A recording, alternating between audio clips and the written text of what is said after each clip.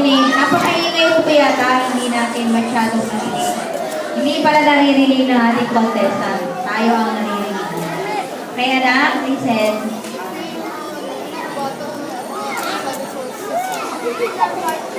Paano mo mapapangalagaan ang ating likas na yaman?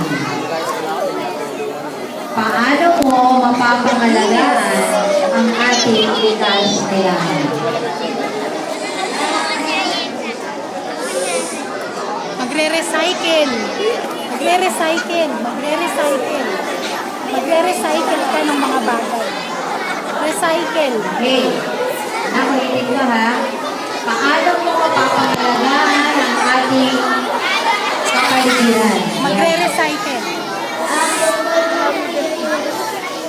Natahimik lang muna.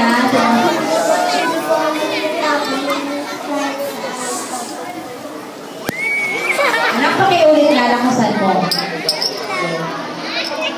Yung mga nanonood po, please, mga bata. Pagpangalagaan mo po ang kapaligiran. Paano, anak? Paano? Paglilinis nga. Nilinis na po at dito magkatama kayo sa amin. Okay, thank you.